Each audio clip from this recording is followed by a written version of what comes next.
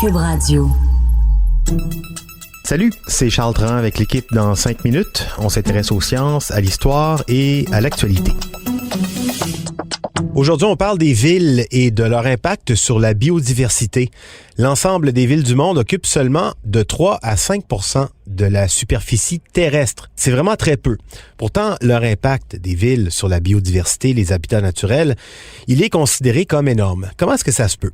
Véronique Morin s'est penchée sur cette question. Elle rapporte une étude internationale publiée récemment dans Nature Sustainability qui confirme que les grandes villes ont un impact dévastateur sur la biodiversité. Cette étude met en lumière le fait que l'étalement urbain est probablement encore bien pire que nos connaissances peuvent le supposer aujourd'hui. Véronique Morin.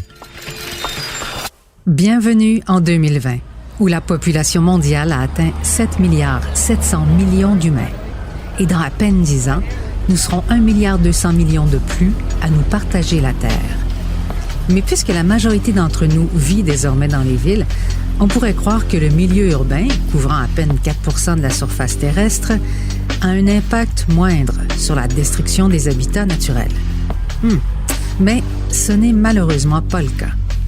Mis à part l'impact direct des villes, c'est-à-dire la pollution qu'elles créent et les déchets, elles ont aussi des impacts indirects beaucoup plus dévastateurs qu'on pourrait le croire. Prenons simplement l'exemple de la nourriture. Pour nourrir tout ce beau monde urbain, les chercheurs ont calculé que l'on doit cultiver 36 fois la surface qui l'occupe. Cette étendue de la terre nécessaire pour produire la nourriture, pour nourrir les personnes qui habitent en ville est énorme. Et ça représente un impact très important sur la biodiversité.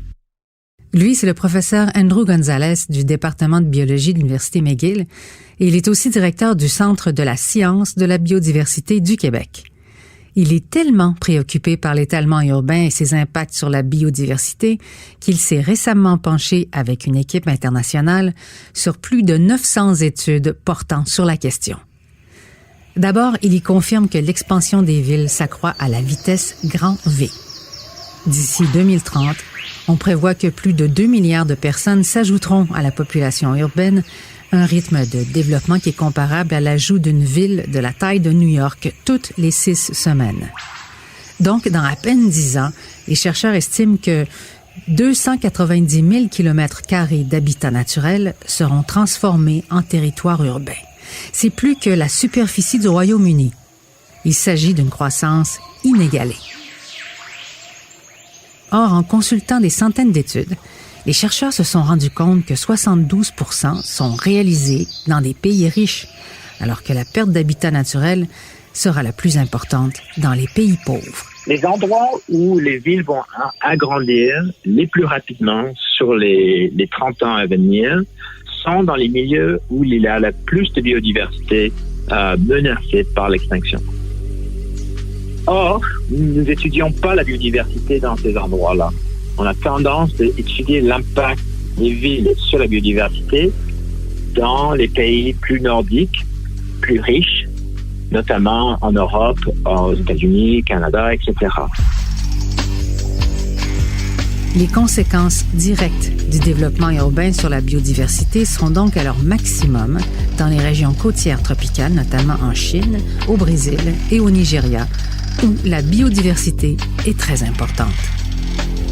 Donc, il n'y a pas de recouvrement géographique dans là où on a plus de craintes par rapport à la croissance des villes et l'impact de ces villes sur la biodiversité.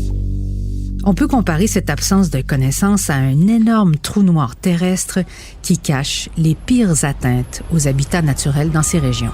Nos études démontrent qu'à peu près 13 % des animaux vertébrés dans ces régions-là sont menacés dans un futur proche. D'ici 2030, on les étudie, mais on sous-estime l'importance de notre milieu urbain sur la biodiversité de notre planète. Et on sait qu'il y a plus d'1 million d'espèces menacées par les impacts humains. Les villes font partie de ces impacts importants. Mais attention, les villes ne sont pas pour autant des ennemis de la biodiversité. En fait, la situation serait plus grave si les populations étaient demeurées rurales puisqu'elles s'étendraient sur une plus grande surface terrestre. C'est sûr que ça serait bien pire sans les villes, sauf que la vitesse à laquelle on consomme, le train de vie qu'on maintient dans les villes n'est pas pareil que dans les milieux ruraux. L'ennemi ne sont donc pas les villes, selon les auteurs de l'étude, mais plutôt notre façon de consommer. Ils estiment d'ailleurs que d'autres études seront nécessaires pour dresser un portrait complet de l'incidence des villes sur la nature. Ils recommandent que les prochaines études tiennent compte du développement urbain dans les pays à faible revenu et des répercussions indirectes du développement urbain, ce que les études actuelles ne faisaient pas. Ouais, en termes d'impact indirect, il y a aussi évidemment l'énergie qu'on consomme et dont la production occupe aussi un espace terrestre qui a ses effets sur la biodiversité. Pensez à chez nous avec les barrages d'Hydro-Québec. La pêche aussi, la surpêche. Donc, même si on a une bonne idée de l'impact de l'étendue des villes, on est encore loin d'un vrai portrait global. Merci beaucoup, Véronique Morin. C'était en 5 minutes.